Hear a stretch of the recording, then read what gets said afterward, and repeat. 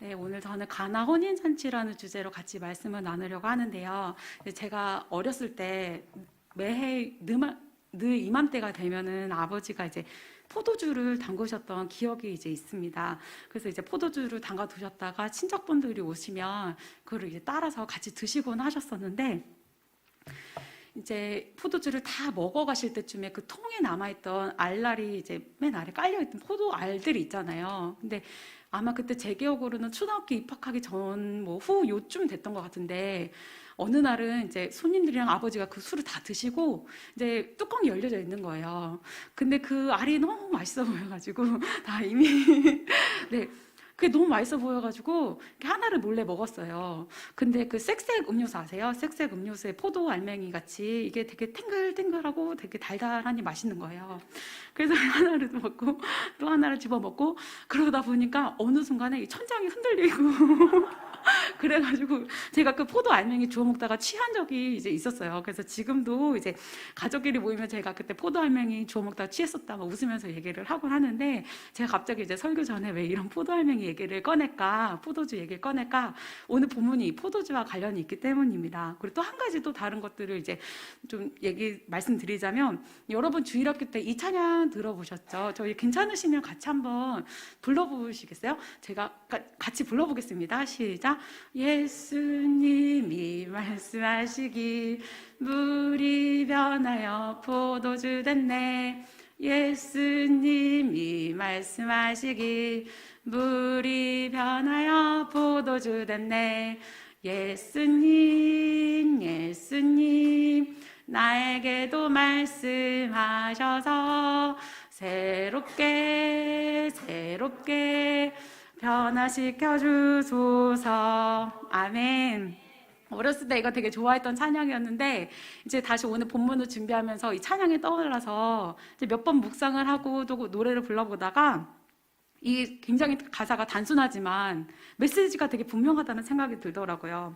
예수님이 물을 포도주로 바꾸신 것처럼, 말씀하실 때 이게 변화되는 것처럼, 그만큼이나 내가 주님의 말씀을 듣고 변화되는 건 엄청난 역사고 놀라운 일이구나, 그것을 좀 알게 됐어요. 이제 화석화되고 고집스러워지고 이런 내가 변화될 수 있는 거는 물이 마치 포도주로 변한 것처럼이나 엄청난 일이구나. 근데 그건 예수님의 말씀이 있을 때 가능한 거구나, 이런 은혜들이 있더라고요. 그래서 오늘 정말 이 은혜들이, 나를 변화시켜 주시는 은혜가, 우리 가정을 변화시켜 주시는 은혜가 우리 모두 가운데 임하게 되기를 원합니다. 아멘. 오늘 이 찬양곡의 배경이자 이 오늘 함께 읽었던 본문이 가나안 혼인 잔치를 같이 나누려고 하는데요. 생각보다 오늘 본문의 길이는 짧지만 여기에 등장하는 인물들이 되게 많은 것을 알 수 있습니다. 먼저는 예수님 제자들, 예수님 어머니 마리아, 물떠온 하인들, 잔치를 이끌어가는 연회장, 신랑, 또 적혀있진 않지만 또 하객들, 엄청 많은 사람들이 지금 모여 있는 거죠. 그리고 이 곳 가운데 예수님께서 표적을 행하시고 한 사람 한 사람의 작은 순종을 통하여서 일하실 때, 여기 모인 모든 사람들이, 다양한 사람들이 함께 그 기쁨을, 풍성함을 맛보는 이런 본문의 내용입니다. 근데 이 본문이 있기 전에 예수님께서는 먼저 안드레와 이 베드로를 제자로 부르시고 갈릴리로 가시던 중에 빌립도 제자로 부르십니다. 그런데 이 빌립이 예수님과 만나고 나서 너무 감격한 나머지 나다나엘에 가서 이렇게 얘기합니다. 내가 예수님을 만났다. 그랬더니 나다나엘이 이렇게 얘기하는 거예요. 나사렛에서 무슨 선한 것이 나올 수 있겠소? 그렇지만 이렇게 질문했지만 이 나다나엘도 예수님을 만났을 때 뿅 가게 됩니다. 왜냐하면 예수님이 이렇게 말씀하셨기 때문이에요. 빌립이 너를 부르기 전에 내가 무화과 나무 아래에 있는 것을 내가 보았다. 이걸 듣고 나서 나다나엘에게 믿음이 생기는 거죠. 그러면서 이렇게 고백을 하는데요. 선생님은 하나님의 아들이시고 이스라엘의 왕이십니다. 이렇게 믿음으로 고백해요. 근데 이 고백도 너무 귀한데 예수님께서 여기서 멈추지 않으시고 이 나다나엘에게 이런 약속을 해주시는 겁니다. 저희 함께 읽어볼까요? 시작. 내가 무화과 나무 아래 있을 때 내가 너를 보았다고 해서 믿느냐? 이거보다 더 큰 일을 내가 볼 것이다. 내가 진정으로 너희에게 말한다. 너희는 하늘이 열리고 하나님의 천사들이 인자 위에 오르락 내리락 하는 것을 보게 될 것이다. 아멘. 이런 약속을 들은 이 제자들, 나다나엘은 얼마나 기뻤을까요? 하나님이 앞으로 어떤 일이, 이 예수님께서 어떤 일을 행하실까? 앞으로 우리의 여정이 주님을 따라가는 이 길이 얼마나 신기하고 재밌는 일들이 많을까? 이런 기대감 가운데 아마 이제 갈릴리 가나로 발걸음을 향하셨던 것 같습니다. 근데 이 갈릴리 가나는요, 나사렛에서 많이 멀지 않은 곳, 그리고 굉장히 작은 동네였습니다. 또한 나다나엘의 고향이기도 했는데요. 여기 가신 이유는 혼인잔치에 참여하기 위해서 가셨습니다. 근데 누구의 혼인잔치라고 적혀있지 않은 걸로 봐서 그냥 평범한 한 가정의 혼인잔치에 서로 잘 아는 집에 초대되어져서 가셨던 것 같아요. 근데 당시에 이 혼인잔치는 며칠 동안 지속이 됐습니다. 그래서 하객분들이 오셔서 이 혼주를 축하해주고 신랑과 신부를 축하하면서 날이 갈수록 분위기가 고조되어져 갔습니다. 모인 모든 사람들에게 기쁨의 시간이었던 거죠. 근데 요즘에는 그때에 비해서 이제 결혼식이 많이 간소화돼서 이제 30분이면 후다닥 하고 끝나버리잖아요. 근데 동서고금을 막론하고 변하지 않은 것이 무엇일까 생각해봤더니 손님을 잘 접대하는 것은 변하지 않았더라고요. 그래서 요즘에 코로나 때문에 이제 예식장에서 밥을 잘 안 먹지만 저희가 결혼할 때까지만 해도 식장을 고르는 가장 중요한 우선순위는 밥이 맛있는 곳이었습니다. 그래서 그 결혼식 밥이 맛있었던 곳, 그 결혼식 밥이 맛이 없던 곳, 혹은 그 결혼식 음식이 많았던 곳, 혹은 그 결혼식 음식이 적었던 곳, 뭐 이런 식으로만 이제 구분이 됐는데요.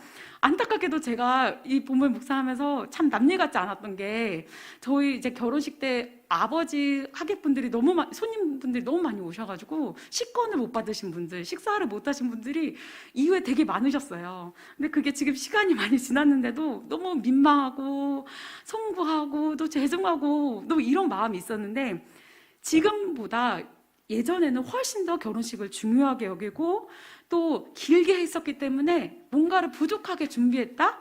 그리고 뭔가가 좀 모자랐다? 이거는 굉장히 민망하고 수치스러운 일, 정말 있어서는 안 되는 일들이었습니다.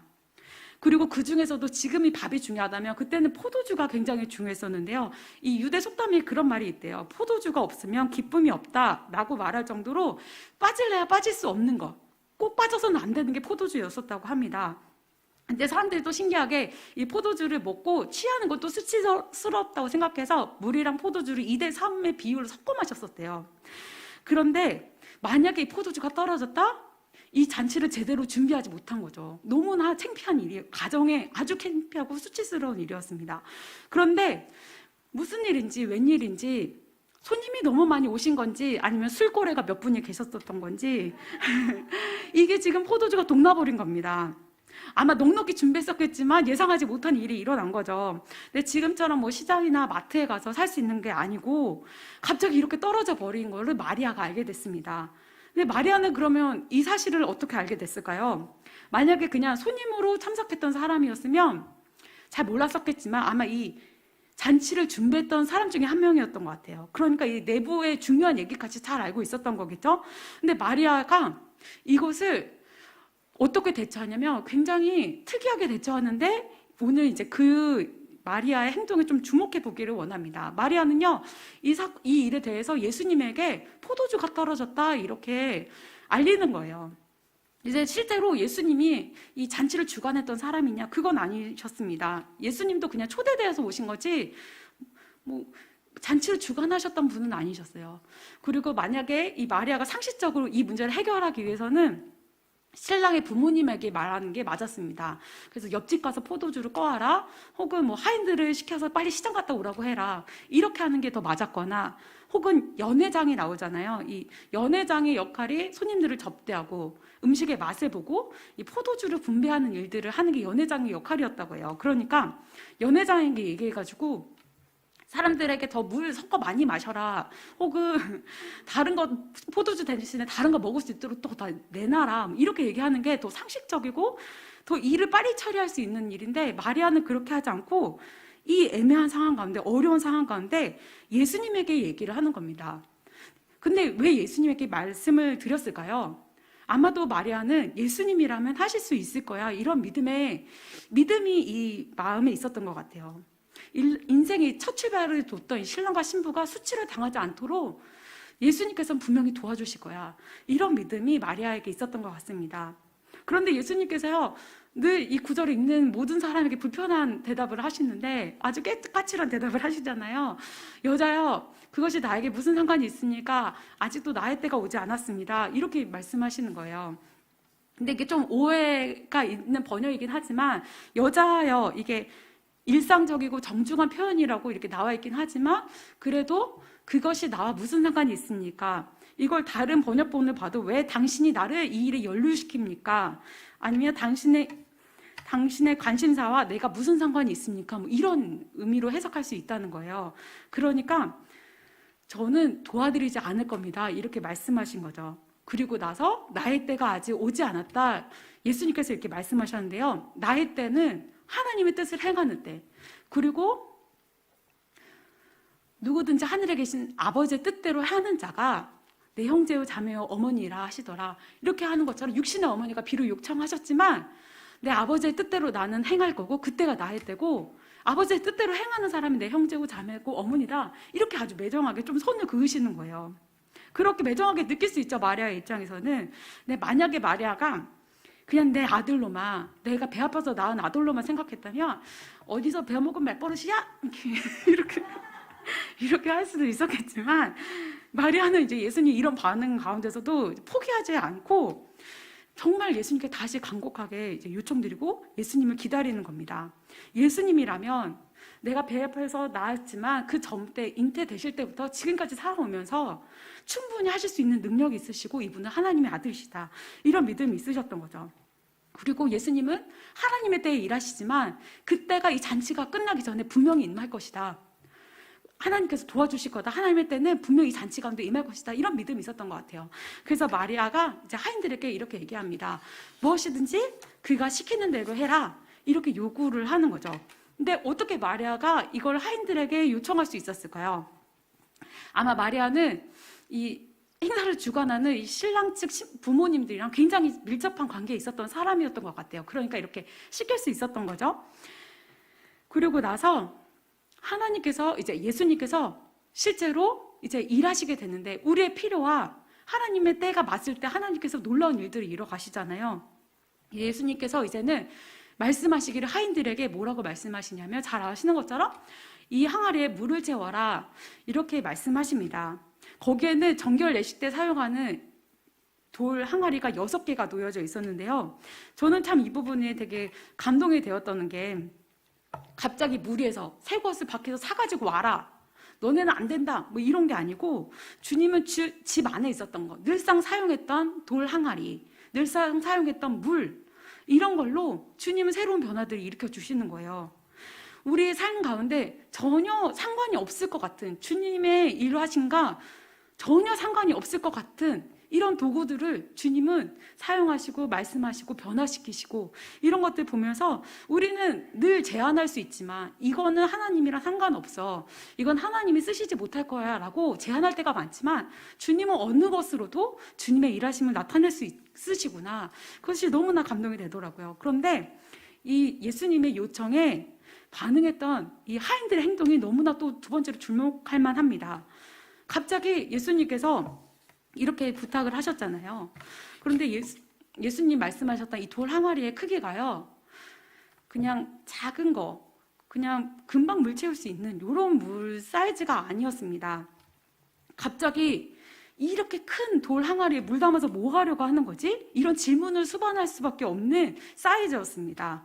그리고 이것은 주방이나 식수로 사용하는 것이 아니라 정결 예식에 사용했던 돌 항아리이기 때문에 보통 손이나 발을 씻는 데에서 사용했던 거죠. 그래서 성경에 보면 이 돌 항아리의 크기가 나오는데 20에서 30갤론이라고 나오는데 이거를 이제 바꿔보면 환산하면 75에서 120리터짜리 엄청 큰 돌 항아리 6개 거기에 물을 채우라고 지금 명령을 하셨던 거예요. 그리고 이건 전혀 뭐 포도주가 부족한 상황에 맞춰지지 않는, 연결되지 않는 것일 뿐만 아니라 이걸 다 채우려면 시간도 오래 걸렸습니다. 그리고 당시에 이 물이 이제 정결 예식에 아까 사용하는 거라고 말씀드렸는데요. 당시에 이제 팔레스타인 지역이 다 비포장도로였고 신는 신발이 다 끈으로 되는 거기 때문에 이제 모래, 먼지 이런 게 발에 많이 묻어 있었다고 해요. 그리고 비가 오면 진흙도 많이 묻고, 그러니까 집에 들어가려면 무조건 발을 씻어야 되는데 그때 발 씻는 물이었던 거죠. 그리고 이제 식사하기 전이나 뭐 일을 하고 나서 손을 씻었던 그런 물이기 때문에 저희가 주방에서 쓰는 게 아니라 욕실에서 사용했던 물을 지금 거기에 물을 채우라고 명령하시고 계시는 겁니다. 근데 저희가 흔히 집에서 쓰는 목욕 바가지가 1리터 정도 된다고 하더라고요. 그러면 그거를 다 채우려면 6개를 다 채우려면 700리터 정도의 물을 계속 퍼다 담아야 되는 거예요. 근데 하인들이 생각할 때 작은 거였으면 빨리 여기다가 마리아가 시킨 거니까 예수님이 명령하신 거 빨리 해야지. 이거 빨리 채우고 주인한테 가가지고 지금 포도주 없어요. 다른 데 가서 구해와야 돼요. 이렇게 가서 얘기하지 라고 생각할 수도 있었겠지만 실제로 600, 700리터의 돌 항아리를 채우는 일도 만만치가 않고 시간도 오래 걸리고 이 긴박한 상황에 꼭 이걸 해야 될까? 이런 의심이 들 수밖에 없었습니다. 그러나 이 하인들은요, 그냥 내 생각을 더하지도 덜하지도 않고 말씀하신 그대로 순종했습니다. 그리고 말씀하신 대로 물을 떠다가 연회장에게 가져다 주었습니다. 근데 만약 이게 맹물이었다면 어땠을 것 같으세요? 연회장에게 갖다 주었을 때 맹물이었다면 하인들은 손이나 발을 씻는 물을 그냥 연회장에게 마시라고 갖다 준 꼴이 돼버리는 겁니다. 그럼 혼낼 수도 있고 어떤 일이 벌어질지 모르는 거죠. 그러나 이 하인들은 끝까지 예수님 말씀하신 대로 순종했습니다. 그런데 이 순종의 결과는 잘 아시는 것처럼 물이 포도주로 변하는 그 기적을 바로 내 눈앞에서 보는 은혜를 경험하게 됩니다. 보통 포도주는요, 알코올 농도가 10% 안팎이라고 해서 막 20년, 30년 이렇게 보관할 수는 없지만 그래도 최소한 5년에서 10년은 숙성시켜야 질 좋은 포도주가 생긴다고 해요. 그런데 이 질 좋은 포도주를 숙성시키는 시간 없이 예수님은 단번에 1분도 되지 않게 물질의 변화들을 일으켜 주시고 어떤 화학 반응이나 뭐 합성 이런 거 없이 주님은 이 물질 세계의 질서를 변화시키시고 이 시간을 초월해서 이 포도주를 물의 포도주 되게 하셨습니다. 네, 하인들이 이 가져온 물을 보고 나서 연회장이 깜짝 놀라게 됩니다. 어떻게 이런 좋은 포도주를 지금까지 남겨둘 수가 있어? 보통 사람은 먼저 좋은 걸 내고 사람들이 이제 취해서 알딸딸해질 때쯤에 나중에 나쁜 걸 이제 갖다 주는데 어떻게 이런 것을 제일 좋은 걸 끝까지 갖다 남겨둘 수가 있어? 그러면서 신랑 데리고 와. 그래서 신랑에게 얘기하는 거예요. 어떻게 이런 걸 남겨둘 수가 있냐고. 근데 이 칭찬을 받는 신랑도 너무 어안이 벙벙했겠죠. 우리가 준비한 거 다 똑같은데 도대체 무슨 일이 일어난 거죠? 근데 이 사람들은 알지 못하지만 거기 있었던 물던 하인들, 마리아, 예수님의 제자들을 분명하게 보고 있었고 하나님의 영광을 보고 그분이 진짜 하나님이시구나, 하나님의 아들이시구나 이렇게 고백하고 믿음이 더 자라나는 시간을 갖게 되었습니다. 그리고 이 일을 보고 요한은 첫 표적이었다 이렇게 기록하고 있는데요. 이 표적이 이제 주석을 찾아보니까 계시적인 거, 뭐 하나님으로부터 드러나는 것, 전에는 감췄다가 드러나는 것, 단순한 기적, 능력이 아니라 오늘 표적이라고 이제 얘기하고 있는 거죠. 적어 놓았는데요. 예수님을 따라가기로 결단하고 3일 전에 따라왔던 제자들이 기대되고 흥분되는데 실망하지 않고 주님께서 하나님의 아들이시고 그분이 어떤 분이신지 감춰졌던 걸 드러내시는, 그리고 믿음으로 자발적으로 주님을 더 기쁘게 따라갈 수 있도록 주님께서 우리 가운데 보여주심을 알 수 있었습니다. 이제 말씀을 이제 마치려고 하는데요. 저희가 이제 신앙생활이 길어지다 보면 어느 순간 다른 사람, 아픈 사람, 도움이 필요한 사람을 위해서 자주 기도하고 많이 사역하고 또 그런 일들을 종종 합니다. 그런데 특별히 나는 아프거나 우리 집안이 아프거나 뭐 너무 힘든 거나 그렇지는 않지만 기쁘지만 그래도 뭔가 누군가에게 말할 수 없는 수치스럽고 부끄럽고 도움이 필요한 영역들이 있는데 그 누군가에게 차마 다 말하지는 못하는 그런 영역이 있습니다. 기도 제목으로 내놓기도 뭔가 다른 사람들은 절박하고 절실한 거에 비해 내 거는 좀 그렇진 않기 때문에 그리고 얘기하기엔 좀 부끄럽기 때문에 수치스럽기 때문에 얘기하지 못하는 다 영역들이 있습니다. 그런데 우리가 그것들을 주님 앞에 내어두기가 참 쉽지는 않은 것 같습니다. 그리고 주님이 다른 사람들은 참 기도를 잘 들어주시는 것 같지만 정말 내 삶 가운데 오셔서 일하실 수 있을까? 우리 가정에 오셔서 주님이 진짜 새롭게 변화시켜 주실 수 있을까? 이 가정이 진짜 변화될 수 있을까? 내가 진짜 주님 안에서 새롭게 변화될 수 있을까? 이렇게 진지하게 묻는다면 그게 생각보다 아멘이 잘 나오지 않을 때가 많습니다. 그러나 우리 오늘 예수님께서 갈릴리 가나 작은 집, 그냥 평범한 이름도 적혀있지 않은 혼인집에 가셔서 그 첫 번째 표적을 보여주셨던 것처럼 우리가 주님을 우리 가슴 가운데, 우리 마음에, 우리 가정에 정말 초대했으면 좋겠습니다. 그리고 정말 우리가 누구에게 말하기 부끄러운 거, 누구에게 드러내기 너무 부끄러운 것들을 주님께 마리아와 같이 강구했으면 좋겠습니다. 주님이 마리아의 믿음을 보시고 또 하인들의 순종을 보시고 우리 삶 가운데 이미 주셨던 것들을 통해서 새롭게 변화시켜 주시고 역사하신 것처럼 주님이 나를 변화시키고 우리 가정을 분명히 변화시켜 주실 줄로 믿습니다. 아멘. 그리고 또 이뿐 아니라 이 기쁨이 나와 우리 가정에만 제한되는 것이 아니라 오늘 이 잔치에 모였던 사람들이, 모든 다양한 사람들이 함께 기쁨을 누렸던 것처럼 우리의 변화가, 나의 변화가 우리 주변의 많은 사람들 가운데 함께 이 천국잔치의 기쁨, 그 하나님이 베푸시는 그 은혜, 다함이 없는 포도주와 같이 우리 모든 주변에 있는 사람들도 함께 누리게 되기를 원합니다. 또한 특별히 저희가 이제 지난주에 이번 주일에 우리가 일남일녀 전도에 초청해서 초청 예배를 드렸었잖아요. 근데 앞으로 전에 기도한 것처럼 2, 3, 4, 5 그 세 가족 청년 계속해서 전도회를 초청해서 예배드리게 될 텐데요. 먼저 우리가 마리아와 같이 또 하인들과 같이 순종하면서 믿음을 드리면서 기도했으면 좋겠습니다.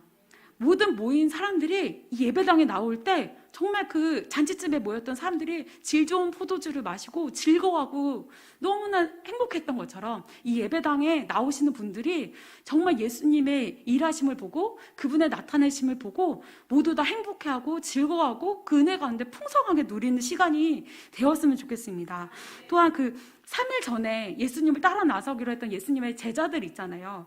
근데 예수님의 제자들을 예수님이 정말 실망시키지 않으셨던 것처럼 이 예배에 다시 한번 나가자 하면서 믿음으로 나왔던 분들이 실망하여 그냥 집에 돌아가는 일이 없이 이곳에 나왔을 때 정말 기쁨으로 주님을 보고 주님을 만지고 주님의 말씀이 살아있는 것들을 경험하고 그분이 앞으로 계속해서 주님의 이 제자의 길을 따라갈 수 있도록, 특별히 우리 젊은 분들 2, 3, 4, 5 청년 우리 세 가족 이 분들이 정말 주님을 기쁘시게 자발적으로 따라가실 수 있도록, 정말 신뢰함으로 따라갈 수 있도록 하나님께서 믿음 부어주시는 그런 예배 회복의 시간이 되기를 주님 앞에서 소망합니다.